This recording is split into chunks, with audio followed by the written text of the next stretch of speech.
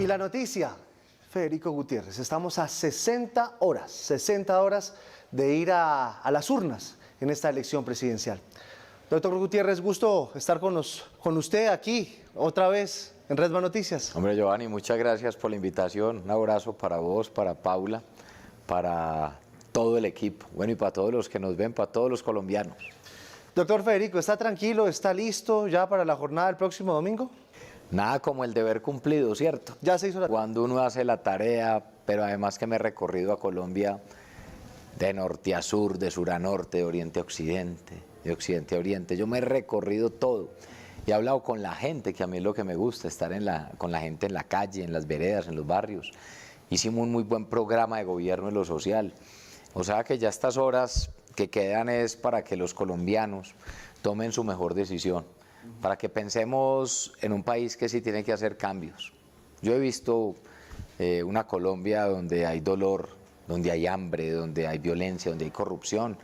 Otra Colombia que ha avanzado en muchos sectores y que lo que tenemos que hacer es cambios para mejorar. Jamás lo que le puede pasar a Colombia es un salto al vacío, que un cambio represente un salto al vacío sin paracaídas, como le pasó a una Venezuela, a una Nicaragua, o como le está pasando a Perú y a Chile. Lo de Chile es un desastre. Entonces yo sí creo en los cambios, vamos a representar el cambio, pero un cambio seguro, un cambio seguro. Bueno, vamos para adelante y vamos bien. Doctor Federico, ¿le da tranquilidad la jornada electoral? Se lo digo porque todavía no es claro lo que pasó el pasado 13 de marzo. ¿Usted está tranquilo por ese lado también? Hombre, yo desde que tengo uso de razón, no veía una preocupación tan grande por unas elecciones. A mí me parece increíble a lo que hemos llegado. Un país hoy que dudaría de unos resultados electorales. ¿Por qué? Porque es que no han aclarado las inconsistencias y las irregularidades de las elecciones legislativas. Y eso le correspondía a la registraduría y a órganos de control. Pero además, ayer nos enteramos de que definitivamente no vamos a tener una veeduría externa internacional, que además debía haber verificado era qué fue lo que pasó en las elecciones legislativas y que debería servir como garante para esta. Yo justo me reuniría ahora con la Comisión de Observación Electoral de la OEA y dejaremos todo esto también claro y expuesto. Y yo por eso he hecho un esfuerzo a nivel nacional con la gente, invitándolas a que tengamos testigos electorales, que tengamos testigos por mesas. Y vamos a llegar a un número importante porque muchos voluntarios en todo el país, vamos a tener más de 80.000 testigos electorales, casi para cubrir todas las mesas en el país. ¿Pero cuántos tienen inscritos hoy? Ya se ha venido avanzando más, Paula, porque ayer teníamos muy poquitos certificados o avalados por la registraduría, ya eso ha venido creciendo, aumentando y yo sé que vamos a ir a lograr un buen número, pero quisiera decir algo. La instrucción que yo le he dado a los testigos electorales que son voluntarios y les he pedido algo, les he dicho, mire, cuiden nuestros votos en esas mesas, pero cuidemos los votos de todos. Cuiden los votos de todos. Si usted ve una irregularidad de que le van a hacer algo o a nosotros o a otro candidato, sea el que sea, denúncialo también. Es que eso es lo que deberíamos hacer el acuerdo de todos los candidatos. Que todos los testigos electorales sean para todos. Y que si alguien ve una irregularidad, pues que la denuncie. Pero ¿cómo no vamos a proteger la democracia entre todos? Yo lo he dicho, cuidemos nuestros voticos, claro. Pero si ven que, por ejemplo, le va a pasar algo ahí o alguien votó por Petro, cuídele ese voto. Que alguien votó por Fajardo, por Rodolfo, por otro, cuide el voto. Es que esto se trata de cuidar la institución y la democracia. Yo sí espero que tengamos las garantías de que sean unas elecciones justas. Pero, doctor Federico, ¿por qué hay tantos del pacto histórico y tan poquitos del Equipo por Colombia? ¿Qué fue lo que pasó esa ahí? respuesta la tiene que dar la registraduría. No entiendo, ¿por qué? Yo no entiendo, o sea, lo que me explicaban ayer era que ayer iban muchos más certificados y avalados de los que había presentado el pacto histórico, de los que habíamos presentado nosotros, sabiendo que son números similares de solicitudes. Bueno, eso es lo que nosotros ayer también pusimos en conocimiento de las autoridades y desde ayer en la tarde empezó a cambiar ya el número y empezamos a tener más avalados. Bueno, yo vuelvo y digo, yo realmente quiero es que esto salga bien y que entre todos cuidemos a Colombia, la democracia. Claro, por el bien de la democracia tiene que haber una tranquilidad con la Registraduría Nacional, que además históricamente pues nunca había tenido tantos cuestionamientos como hasta ahora. Doctor Gutiérrez, usted decía ahora, yo sé que el país necesita un cambio. ¿Cuál es esa visión de cambio que usted ve? Yo te voy a contar varias cosas, Paula. Yo que me he recorrido las regiones. Hay hambre y hoy tenemos una realidad mucho más compleja. ¿Por qué? Porque estamos pasando una pandemia donde tuvimos un retroceso de superación de pobreza entre 10 y 15 años. Entonces hay más gente en pobreza. El país en una situación fiscal compleja, económica, y entonces además puede que haya aumentado el salario mínimo para los que tienen empleo, país 60% de informalidad. Pero el salario mínimo aumentó, pero es que en cuanto aumentó la canasta familiar, los alimentos están por las nubes, entre un 25 o 30%. Entonces las familias colombianas no están alcanzando a comprar los 3 comidas al día. Entonces hay un tema complejo para las familias de más bajos ingresos. Cuando yo veo cuáles son las prioridades, sacar a 20 millones de colombianos de la pobreza, pero para eso tiene que haber un crecimiento económico, tenemos que formar a la gente, tenemos que darle educación a nuestros jóvenes y ahí tiene que haber cambios. No puede ser que 10 jóvenes que logren terminar bachillerato, solo 4 tengan acceso a educación superior. Yo estoy proponiendo un revolcón y una reforma real al sistema de formación para el empleo y donde vamos a brindar 5.600.000 oportunidades de educación superior para los jóvenes. Estamos hablando de un buen paquete de becas educativas con todos los instrumentos en universidades públicas, 0 matrícula para jóvenes de estrato 1, 2 y 3, universidad pública, el SENA, ampliar a 2 millones de cupos, en Jóvenes en Acción pasar de 400.000 jóvenes en acción a 1.200.000, más de 1.200.000 graduados de medias técnicas y que de acuerdo al tema laboral los puedan vincular al otro día cuando terminen el bachillerato y tengan acceso. El tema de corrupción, es que el tema de corrupción, la gente en las regiones perdió la confianza en las instituciones. La violencia, una violencia desbordada donde la gente está atemorizada. Mira lo del Clan del Golfo, paralizando 7 departamentos del país hace tan solo 10 días. No, aquí tiene que haber también autoridad y recuperar el orden en los territorios. Entonces yo lo que planteo sí es un cambio, pero que sea un cambio para llevar al país a un puerto seguro, no cambios para empeorar. Hay países que han cambiado para empeorar, ni hablemos pues de los 2 que peor están, pero miren lo de Perú, mira lo de Chile, lo que pasó últimamente en Chile. Yo le estoy proponiendo al país y les digo, construyamos un país diferente donde se luche contra el hambre, donde luchemos contra la corrupción, contra la violencia, donde generemos progreso y saquemos a la gente de la pobreza, pero eso no puede ser cambios que pongan en riesgo el país, o las empresas, o los empleos, o las familias, que sean cambios para mejorar. Sí hay cambios que hay que hacer, y yo te digo, y la pobreza que hay en muchas regiones es inmensa, y además con las oportunidades que tenemos como país. Pero hay que crecer en materia económica y generar empleo. Hablando de los cambios y hablando de los riesgos, doctor Federico, en uno de los debates un candidato habló de una reforma tributaria de 50 billones y evidentemente la empresa privada se asustó muchísimo. Y otro candidato dijo que por el contrario iba a reducir los impuestos y él iba a dejarlo súper bajito. ¿Cuál es la suya? Hay mucho cuento de lado y lado. Nosotros lo que le hemos dicho al país es que necesitamos un programa que sea social, para atender el hambre y para ir sacando a la gente de la pobreza, con un país que vaya creciendo de manera económica cada año por encima del 5% del PIB. ¿Para qué? Para que signifique mayores ingresos y podamos cerrar brechas sociales. Nuestro programa de gobierno cuesta 1.142 billones de pesos. Necesitamos 144 billones de pesos adicionales a los que hoy hay en el presupuesto. ¿De dónde son esas fuentes? Son aproximadamente 36 billones de pesos anuales y las fuentes van a ser las siguientes. Primero, reducción de gasto inoficioso y de burocracia del 10%. ¿Eso qué es? Un Estado austero y eficiente.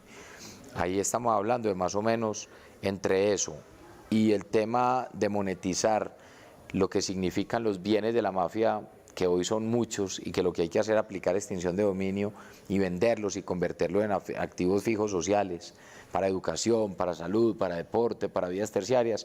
Ahí básicamente en 4 años hay 20 billones de pesos. 14 billones de pesos que hay de concurrencia de recursos, de regalías, por ejemplo en las regiones que no se han ejecutado. Vamos a dar las herramientas a las ciudades, a los departamentos para que esos proyectos se estructuren y se ejecuten. ¿Qué más necesitamos hacer? Por mayor crecimiento económico del PIB, pues nosotros esperamos que tengamos 10 billones de pesos adicionales de presupuesto, porque hay que apuntarle al crecimiento económico, no se puede frenar el sector productivo. Pero además, por mayor recaudo, por factura electrónica y modernización de la DIAN, son 30 billones de pesos adicionales. 8 billones de recursos no ejecutados, 26 billones de alianzas público-privadas para todas las obras de infraestructura. Y nos quedarían faltando 30 billones que serían a través de una reforma tributaria, pero son 30 billones en los 4 años. Son 10 billones por año a partir del 2023 hasta el 2025. Pero que además hay que ver cómo va a ser el comportamiento del precio del barril del petróleo. Si sigue como va, el año entrante, por ejemplo, tendríamos ingresos adicionales por 10 billones de pesos. Entonces uno tiene que ir mirando cuál es la realidad. Pero no puede ser estas reformas tributarias que están proponiendo estos otros candidatos, donde hablan de reformas tributarias de 50 billones de pesos anuales. Yo por eso lo preguntaba en un debate al candidato Petro, pero venga, explíqueme usted cómo va a hacer para financiar un programa de gobierno, un plan de desarrollo donde le hacen falta 50 billones de pesos anuales. ¿Y a quién se los va a cobrar? Entonces se lo va a cobrar a los más pobres, a los más vulnerables. Entonces habla de eliminar todas las exenciones. Yo sí planteo eliminar algunas exenciones, pero no todas, sobre algunos elementos, por ejemplo, básicos para la canasta familiar. ¿Eso qué haría? Volver a los pobres más pobres. ¿Eso qué haría? Aumentar la inflación. Entonces están planteando unas reformas tributarias que en mi concepto son inviables. Y les pongo un ejemplo. La reforma del actual gobierno, la primera, 21 billones de pesos. ¿Y qué pasó con el país? Casi incendian el país. Sí. Casi, y no había consenso por ningún lado. Esa era de 21 billones. Oiga, ¿y esta hora de 50 billones cómo la van a hacer? O la otra de 30 que está proponiendo el otro candidato. Yo estoy proponiendo una es de 10 billones de ser necesario, anuales a partir del 2023, pero sin impactar la clase media vulnerable ni la clase más vulnerable del país y sin afectar a un nivel donde tengamos y terminemos teniendo un país que afecta el sector productivo, que es el que tiene que generar empleo. Pero nosotros tenemos claro dónde son los recursos y cuáles son los programas y cómo los vamos a ejecutar. ¿En qué es en lo que más se gasta el Estado, que es un tema que a la gente le incomoda mucho? ¿Por dónde se desangra? ¿Usted ya hizo ese diagnóstico? No, a ver, una cosa son inversiones, pero ¿por dónde se desangra? Por la corrupción y por el malgasto. Por la corrupción y por el malgasto. Y por los excesos. Aquí yo por eso he hablado de una reducción del Estado del 10% de gastos excesivos y lucha real contra la corrupción. Además, yo lo que le digo a los corruptos yo sí les ofrezco cárcel, no como otro que les está ofreciendo es sacarlos de la cárcel a cambio de votos. Y yo lo que sí quiero es además quitarles la plata de lo que se robaron, y hay que aplicarles extinción de dominio. Entonces eso es lo que nosotros tenemos que hacer. Doctor Federico, en Bogotá tenemos un problema de inseguridad tremendo. Hay niños que han sido asesinados por robarles un celular. A diario se ven mafias, grupos. La gente no sale a la calle tranquila, no puede exhibir su reloj, su celular, su carro, porque vienen y los atracan. Y no se ha podido. ¿Usted qué va a hacer con esa inseguridad ciudadana? Giovanni, la gente no puede seguir con miedo. El 88% de los bogotanos tienen miedo a salir de las casas. Están muertos del susto. En Medellín pasa lo mismo, en Cali pasa lo mismo. Nosotros hemos visto cómo aquí ha faltado liderazgo en el tema de la seguridad y vos lo ves en ciudades como Bogotá, Medellín y Cali. Yo lo lideré en Medellín y recuperamos mucho la seguridad en muchos barrios y le volvimos mucha tranquilidad a la gente. ¿Cómo lo hizo? Esto se necesita un tema de liderazgo, enfrentar la realidad. Tú mismo como alcalde tienes que liderar la policía, como presidente lo voy a hacer. Necesitamos no solo más pie de fuerza, necesitamos policía judicial, necesitamos articulación con la fiscalía y necesitamos que la justicia haga lo que también le corresponde, entendiendo que tiene la independencia. Yo que veo en las calles de Colombia, lo que pasa en una esquina aquí en Bogotá, entonces un tipo que lleva atracando ahí, yo no sé cuántos años, vuelve y roba, lo capturan, lleva 30 capturas por el mismo delito y al otro día lo sueltan, que porque dice que no representa un peligro para la sociedad. Entonces yo diría, oiga, entonces ¿qué representa un peligro? Hasta que mate a alguien, que seguramente ya también lo ha hecho, y eso es lo que llama la reincidencia. Nosotros estamos proponiendo acabar con la reincidencia. Pero ¿qué pasa también muchas veces cuando logran capturas? Van ante el juez y el juez los deja libres que porque no hay cupos para las cárceles.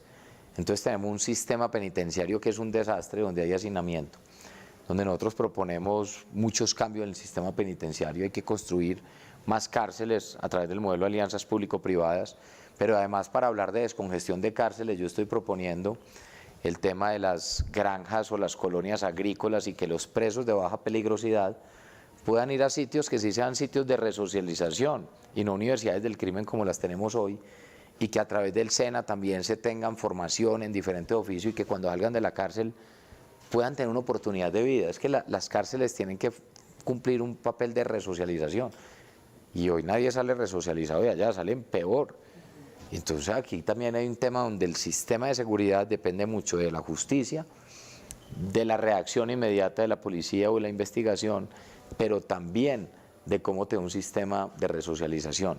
Eso por el lado de lo que es como la contundencia, pero tiene que haber inversión social también. Yo, por ejemplo, en Medellín yo siempre tenía, cuando era alcalde, y eso lo vamos a tener en todas las ciudades, y lo voy a tener yo siempre ahí en mi escritorio, yo siempre miraba unos mapas de calor que iban cambiando con la información que íbamos poniendo.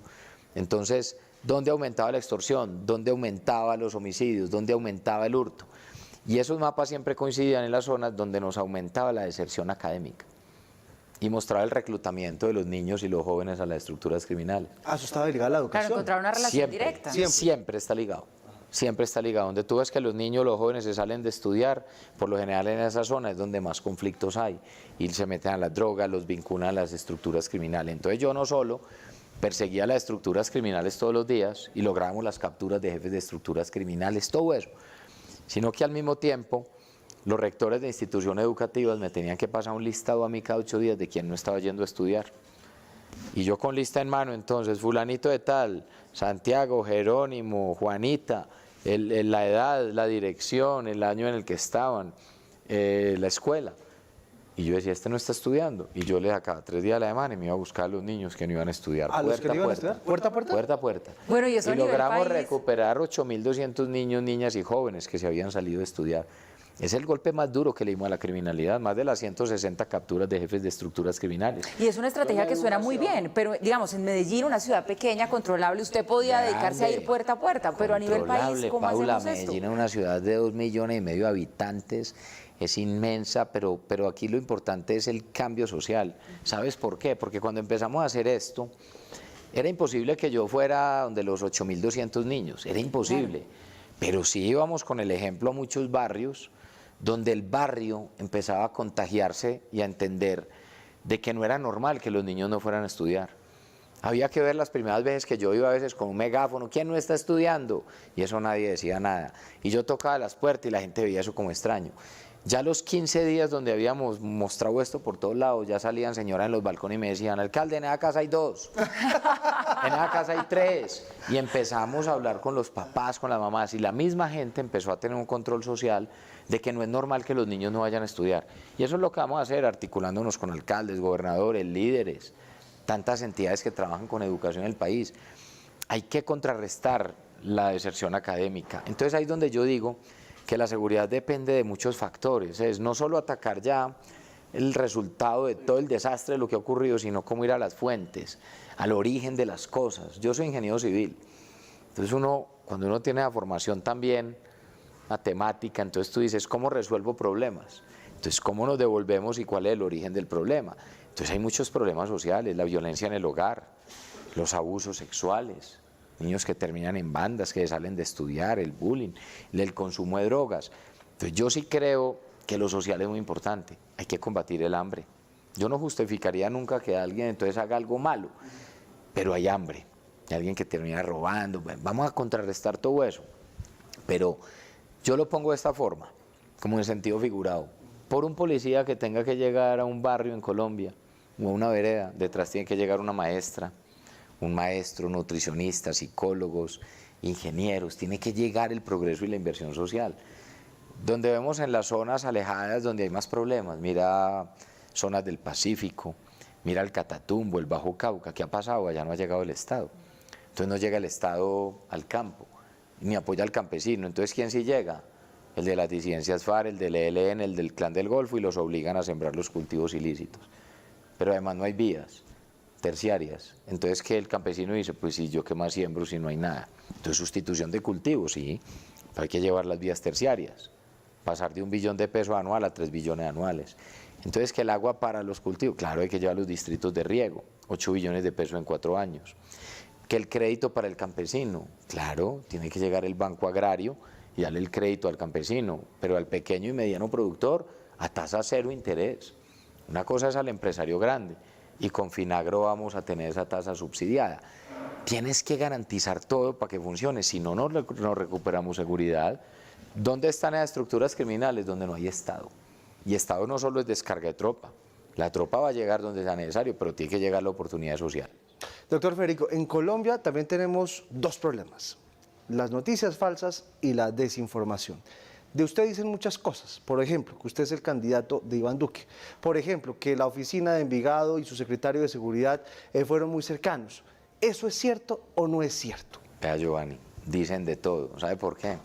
Porque están desesperados y saben que les vamos a ganar. Porque no nos veían venir. Porque hace tan solo 3, 4 meses teníamos el 1, el 2% en las encuestas y hoy estamos en un segundo lugar alcanzando al que va de primero, que lleva 12 años en campaña. Nosotros llevamos 4 meses y ya lo vamos a alcanzar y lo vamos a ganar. Entonces, como no tiene nada que decir de mí, porque no tengo un solo escándalo de corrupción, porque goberné bien a mi ciudad Medellín, porque logramos grandes transformaciones sociales, entonces empiezan a inventarse cosas. ¿Qué es la oficina? Vea, hombre, si alguien le dio duro a la oficina fui yo. O es que la gente le olvida esas amenazas y cómo me querían matar a mí y a mi familia, esas estructuras criminales. Les capturamos 160 cabecillas, estaban tranquilos, se los capturamos. Le aplicamos extinción de dominio a estructuras como La Terraza por 500.000 millones de pesos. Entonces ahora inventan eso para tergiversar información, pero yo sí le quiero decir algo a todas las estructuras criminales, que conmigo les va a ir muy mal. Pueden inventar lo que quieran, pueden prestarse para testimonios falsos como lo han hecho a través de la otra campaña, donde se han ido a negociar con ellos a las cárceles, a ofrecerles beneficios que para que me afecten a mí. Yo voy tranquilito porque yo estoy de la mano de Dios y sé lo que he hecho. Segundo, que entonces que el candidato del continuismo y que Duque, yo no sé qué. Yo no soy continuismo en nada. Yo no soy continuismo en nada. El gobierno ha tenido unos aciertos en unos temas, desaciertos en otros, y yo estoy de acuerdo en unas cosas, en otras no, y lo he dicho.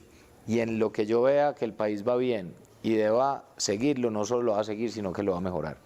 Y lo que yo vea que hay que cambiar, lo va a cambiar porque tengo el carácter para eso. Pero yo no ando atacando a todo el mundo.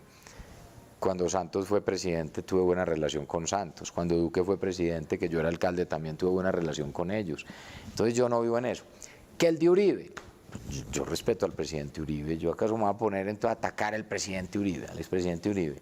No, pero yo ¿a quién le gané yo la alcaldía en Medellín? Al candidato de Uribe y del Centro Democrático. Le gané la alcaldía. Le gané la alcaldía al candidato de Fajardo, que es lo que tampoco perdona él. Le gané la alcaldía a los candidatos de todos los partidos, pero eso me hizo enemigo de ellos, no. Yo siempre llegué fue a unir. Entonces mi interés no es destruir gente, ni basar una campaña acabando con 1, 2 o 3 sectores políticos, yo no. Si eso fuera cierto, como dice la gente, supuestamente entonces yo cómo debía haber votado el acuerdo de paz, el plebiscito. Entonces supuestamente debía haber votado. Si yo estuviera adscrito al partido que se oponía, o a Uribe, ¿yo cómo debía haber votado? No. ¿Y cómo voté? Voté sí al acuerdo de paz. ¿Usted votó sí al acuerdo de paz? Yo voté sí al acuerdo de paz y voy a dar cumplimiento a los acuerdos de paz. Y voy a hacer que las FARC cumplan, Paula. Ese es un punto interesante, doctor Federico, porque ese es un tema que sigue siendo muy sensible para el país y sigue generando muchísima polarización. Que usted haya votado sí a los acuerdos de paz, pues es muy diciente. ¿Cómo va a coger usted ese toro por los cachos? Ese toro por los cachos se coge de la siguiente forma. Primero, yo no estoy proponiendo modificar la Constitución para desmontar los acuerdos. Yo no estoy proponiendo eso. Yo voy a dar cumplimiento a los acuerdos de paz y sobre todo a quienes se entregaron las armas. Pero es que aquí todo el mundo basa el acuerdo de paz en que entonces hay que rendirle pleitesía a un Timochenko, a Pastor Álape y a esta gente. Es que los únicos que están en paz son ellos, que están en el Congreso. Yo me voy a ir a hablar a cada una de las zonas donde están los reinsertados de las FARC, donde están los jóvenes, y yo mismo como presidente les voy a dar garantía y les digo, les vamos a cumplir.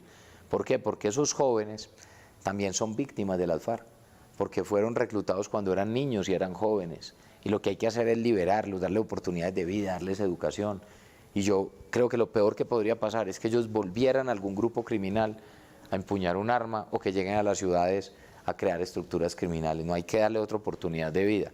Segundo, Voy a llegar a las zonas PD donde el Estado nunca ha llegado y vamos a llegar con toda la inversión social a través de nuestro proyecto también de agrosocial, que es la apuesta grande de revolución del campo, porque Colombia no necesita más revoluciones armadas, Colombia necesita la revolución del campo. Es la inversión histórica que vamos a hacer para llevar las oportunidades al campo y garantizar además seguridad alimentaria y pensar en los 12 millones de campesinos. Lo otro que es importante, temas de restitución de tierras, es que aquí no puede ser que hay paramilitares y guerrilleros que le quitaron las tierras a los más humildes y que la gente sigue en condición de pobreza. Hay que devolver las tierras, pero no solo devolverlas, darles educación, escuelas agrarias, llevarles las tecnologías, llevar los créditos, llevar las técnicas de siembra para el pancoger, para que vendan sus productos. Yo quiero que eso pase en el país, pero también voy a hacer que las FARC le cumplan a las víctimas que no han cumplido. Las FARC se burlan de la justicia. Estos cabecillas de las FARC, cada que van a las audiencias, dicen que no violaron, que no obligaron a abortar, que nunca reclutaron niños. O sea, solo falta entonces que terminemos pidiéndoles perdón todos nosotros a ellos. ¿Y eso cómo se cambia? ¿Esos incumplimientos, cómo hacer que sea distinto? No, vamos a hacer que sea distinto. Y nosotros sí también, yo estoy del lado de las víctimas. Yo estoy del lado de las víctimas. Entonces, aquí hay muchas cosas que tienen que cambiar. Y por supuesto, llegar a muchas de las zonas donde está concentrada la inversión para poder llevar la paz, es una prioridad. ¿Por qué? Porque si no llegan otros grupos criminales que ya están ahí. Es que si el Estado no llega, si tú no copas el territorio, se te meten otros. ELN, Clan del Golfo, disidencias FARC, caparros, grupos mexicanos. Es un drama lo que está pasando en el país. Sobre el ELN, le quiero preguntar, y se lo uno con la situación con Venezuela. ¿Usted va a dialogar con el ELN o no? Y de paso le pregunto, ¿usted restablece relaciones con Maduro? Dos buenos temas, Giovanni. ELN. Mire, el ELN hace pocos días decía que hacía un cese al fuego unilateral hasta la primera vuelta. Pues yo le diría al ELN y le mandaría un mensaje. Hagan un cese unilateral indefinido. Indefinido. No a primera vuelta, indefinido. Dejen de matar a nuestros soldados y a nuestros policías. Dejen de matar a la población civil. Dejen de secuestrar. Dejen la extorsión. Dejen el narcotráfico y la minería ilegal. Y demuéstrenle a Colombia, porque no es demostrarme a mí entonces como presidente cuando gane, demuéstrenle a Colombia que sí quieren la paz. Porque es que aquí lo que hay es que generar confianza en cualquier escenario de diálogo. No es que porque un presidente quiere, entonces se lleva un país por delante y la gente no está de acuerdo. No, aquí vamos a unir a Colombia en torno a temas. Demuéstrenle a Colombia que quieren la paz, pero que sea verdad. Y si hacen eso, cuando gane la presidencia, nos sentamos a definir bajo qué condiciones se podría comenzar un diálogo. Yo siempre voy a buscar la paz, pero tienen que dar gestos de paz. Pero los gestos de paz no pueden seguir siendo asesinando policías, soldados, poniendo bombas en escuelas de policía. Y yo creo que el país estaría de acuerdo en un escenario así, si realmente expresan su voluntad de paz y la demuestran. Otra cosa diferente es el Clan del Golfo, por ejemplo, y disidencias FARC. Con ellos una política de sometimiento. Con ellos es política de sometimiento. Es que las disidencias FARC se burlaron del país. Pero ¿cuál es la diferencia entre uno y otro? Porque finalmente el ELN también se ha burlado del país. Sí, aquí hubo un acuerdo de paz con las FARC y estas otras personas se van para allá a seguir con el narcotráfico, a seguir con todo. Y estas personas, por supuesto, lo que hay es que combatirlas. Y ahí vemos ya lo que le pasó a Gentil Duarte, todo se escondió allá en Venezuela, Márquez sigue allá. Mire lo que le terminó pasando también a Matamba, sí, de otra organización. Esa estructura hay que combatirlas. Pero yo vuelvo y digo, hay unos escenarios de diálogo que podrían mantener con el ELN, dedicados al narcotráfico, dedicados a la extorsión. Bueno, ¿quieren eso? Demuéstrenle al país que definitivamente quieren la paz. Quieren la paz. Y hay que seguir avanzando. Venezuela, que además hace parte de toda esta ecuación. Sí, porque allá están. Venezuela es parte de la ecuación, ¿no? Y la relación de la dictadura de Venezuela y del régimen autoritario es con las FARC, disidencias FARC, Clan del Golfo, ELN, todas las estructuras del narcotráfico, la corrupción, algunos grupos políticos acá, Pía Córdoba, Petro, todo eso es lo mismo. Entonces aquí hay que tener mucho cuidado. No se debe reconocer una dictadura, o sea, jamás. Es que el daño que le han hecho a la gente y el daño que le han hecho al mundo y a su propio país y a su propia gente, acá tenemos 2 millones de venezolanos sufriendo. Yo aquí voy a mantener el estatus migratorio. Ellos son víctimas de Maduro, de Chávez, de toda esa dictadura. Nosotros, ¿qué vamos a hacer? Temas diferentes, y yo pienso diferente frente al actual gobierno en un tema. Por ejemplo, el tema de frontera con Cúcuta. Venezuela acabó con todo su aparato productivo, no produce nada. Y la gente, por ejemplo, del estado de Táchira tiene que pasar acá, ¿a qué? A buscar bienes y servicios o la alimentación. Pero es el paso peatonal.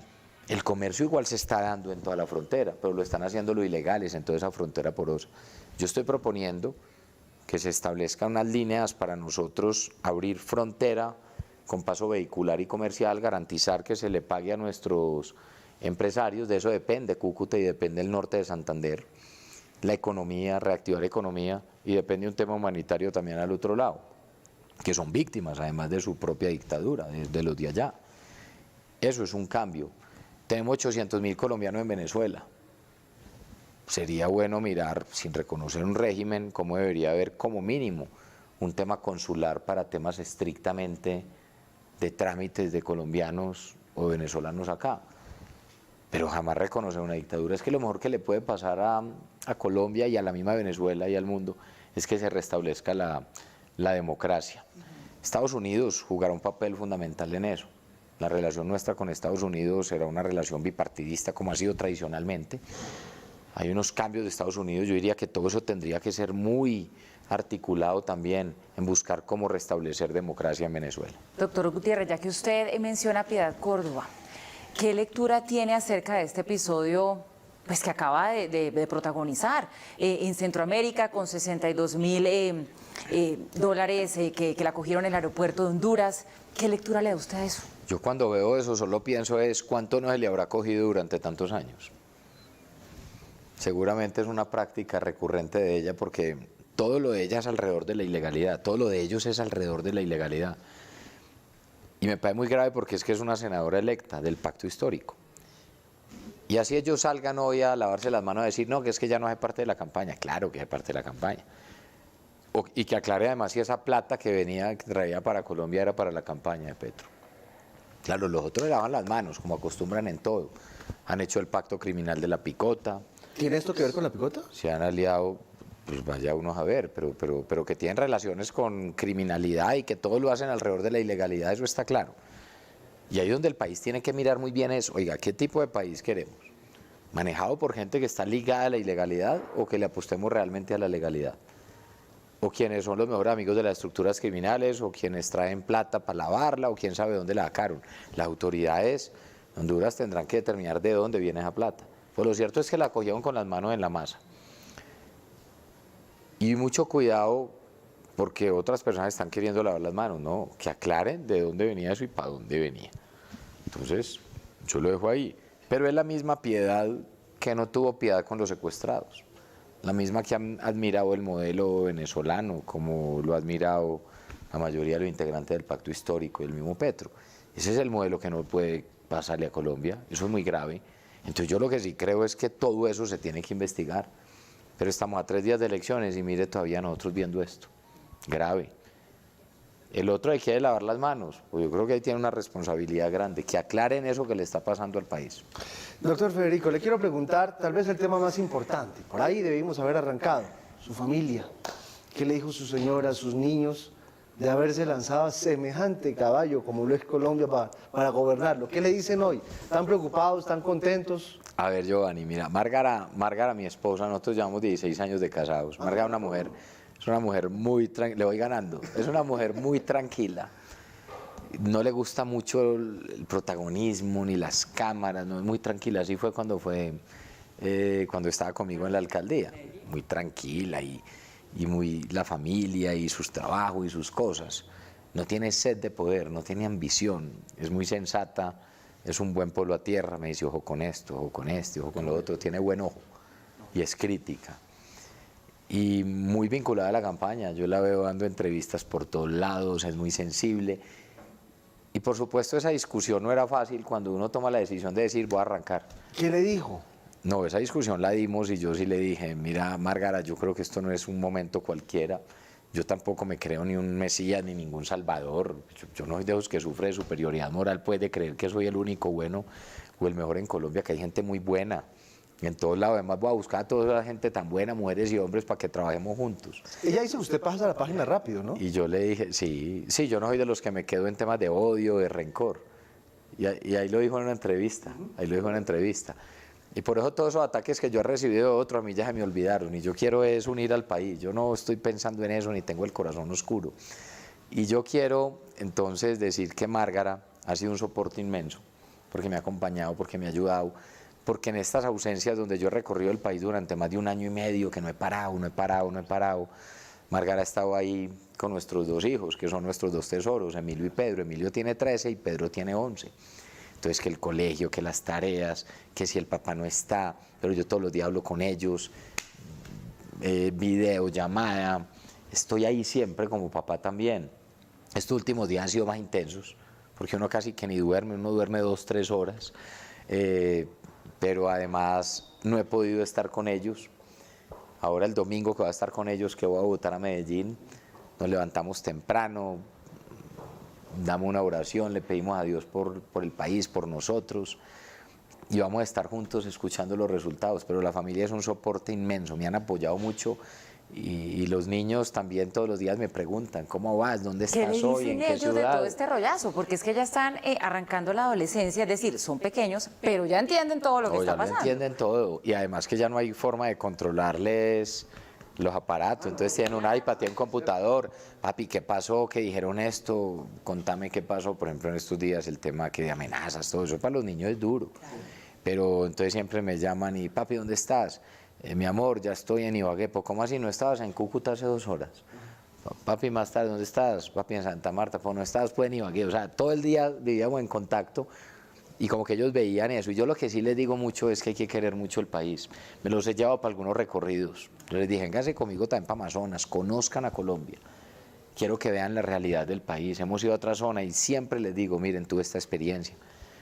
Hay gente que aguanta hambre, hay niños que no tienen la oportunidad que ustedes tienen. Yo lo que hago es tratar de formarlos mucho, de que quieran mucho a Colombia y que desde el rol que quieran hacer cuando estén grandes, o en el sector privado o en lo público, como emprendedores, lo que quieran, siempre tengan sentido social y que quieran al país. Yo trato de todos los días que se enamoren, y a cada niño que veo en Colombia le digo lo mismo, que quieran mucho a Colombia y que trabajemos mucho por los que no tienen. Cuando usted fue a la reunión de padres de familia con su hijo, que lo sorprendió, ese abrazo, creo que lo vimos todos los colombianos. ¿Qué le dijeron después de cuando usted fue allá y lo sorprendió? Eso fue hace unos días que se celebraba el Día de la Familia en el colegio de mis hijos. Y realmente por agenda, que ya teníamos todo muy armado meses antes, yo no podía ir. Sí.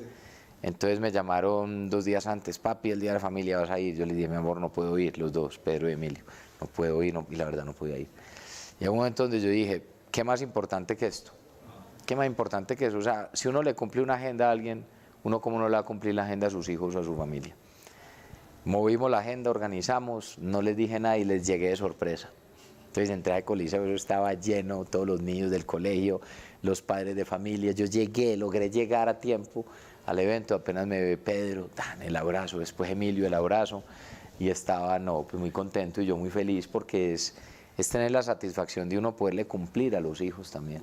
Y esos son los detalles. Mire, cuando yo fui alcalde, no falté a una sola reunión de padres de familia, a una. No falté a una sola entrega de notas, solo a una porque estaba en un evento del BID en Corea del Sur, pero me conecté por FaceTime, a la única. Y eso ellos se acuerdan de eso. No les faltaban los partidos de fútbol, a los de básquet, trataba siempre del espacio para la familia, estar ahí, y después salía a trabajar otra vez como un loco. Y además cuando yo llegaba, hay una anécdota, cuando llegaba a las reuniones de padres de familia, como esta vez que llegué, entonces hay papás que no iban, y ahí mismo lo llaman a la esposa, aquí está el alcalde. Si él tiene tiempo, oiga, ¿usted por qué no tiene tiempo? Acá está el alcalde, acá está Fico, ¿y usted qué, hermano? ¿Dónde anda? Y eso mismo me escribían los amigos míos que no, vos sí que calentanos metiste. Llegué en esta última. y empiezan a llamar los mismos niños. Sí. Pasó una cosa, los mismos niños que vieron que el papá o la mamá no fue, llegaron a las calles y les decían, ¿cómo así que fue Fico y ustedes no fueron? Ay, ay, ay. Va un candidato presidencial y me empiezan a llamar los amigos, mira la que nos dijo el hijo, la hija, y los amigos de otra vez dijeron, nos calentaste otra vez. No, yo sí le quisiera dar un mensaje a todos los papás y las mamás de Colombia. Yo creo que no hay nada más importante que la familia y que los hijos. El trabajo es muy importante, necesitamos el sustento, necesitamos todo, claro. Pero hay que dedicarle tiempo a los hijos. Y a los hijos hay que formarlos en amor, en disciplina. Si queremos tener una sociedad diferente, hay que dedicarle tiempo a los hijos. No es delegar la responsabilidad de la formación en valores, en principios, o que solo vaya al colegio y que allá le enseñan todo, no. Todo nos enseña en el colegio. Y sobre esa eventual necesidad de mudarse a Bogotá, si usted llega a ser presidente, ¿qué dicen los tres? ¿Qué dice Margarita? ¿Qué dice Emilio? ¿Qué dice Pedro? No, porque los paisas son muy aferrados a su tierra. Que vivimos un día a la vez, que vivimos un día a la vez y que es lo que Dios quiera, que tenemos una posibilidad muy grande de ganar la presidencia y que sea para transformar la vida de la gente a favor y que nosotros siempre vamos a estar juntos y que donde estemos vamos a estar juntos y unidos como familia, en las buenas, en las malas, las dificultades que tengamos, pero acompañándonos mucho. Todo en la vida son experiencias al fin y al cabo, ¿no? Bueno, son oportunidades también de la vida. Doctor Federico, si usted gana la presidencia de la República, hay muchas dudas por el mismo proceso electoral. ¿Qué pasa si la otra campaña no lo reconoce? Eso está claro que no lo va a reconocer porque nunca ha reconocido sus 3 pérdidas anteriores. Yo, por el contrario, sí lo voy a reconocer como oposición, le voy a dar todas las garantías, lo voy a invitar a que conversemos y a que tratemos de hacer un esfuerzo entre todos de disminuir la polarización y el odio y de que nos pongamos de acuerdo en lo que necesita el país. Hay visiones diferentes, miremos qué acuerdos podemos lograr. Yo no tengo nada personal contra el candidato Petro, ni contra Fajardo, ni contra los otros. Yo no tengo nada personal. Yo soy una persona tranquila. Los que me conocen saben que no vivo de rencores ni de odios. Yo lo que quiero es unir. Eso es lo que yo quiero hacer. Pues doctor Federico, gracias por regalarnos estos minutos aquí en Redman Noticias y le deseo toda la suerte para el próximo domingo. No, hombre, a ustedes. Muchas gracias, Paula. Gracias, Giovanni, a vos. Gracias por estos espacios. Esto es una contribución a la democracia. Ustedes han entrevistado a todos los candidatos. Hoy tengo yo este placer, el mismo que he tenido en otras oportunidades, y que la gente tome la mejor decisión. Ojalá nos acompañen. Pero si le gusta otro candidato y está convencido, salga y vote por él. Si está por ahí indeciso, apóyeme, acompáñeme. Yo a trabajar es para unir al país. Sin odios, no tengo partidos políticos, no tengo jefe político, no, mi jefe es la gente. Y a mí me van a ver trabajando desde las calles de las veredas de Colombia resolviendo problemas. Muchas gracias. Muchas gracias, doctor Federico, por estar con nosotros. Paula, gracias. Mucha suerte. Gracias a ti. Cubrimiento de Red Más Noticias de las elecciones presidenciales. Este 29 de mayo tendremos como analistas a Claudia Dangond, Silvia Otero Bahamón, Mauricio Reina, Paula García, Giovanni Celis. El análisis de la jornada desde las 5 de la tarde a 8 de la noche. Red Más Noticias, canales 107 y 1000.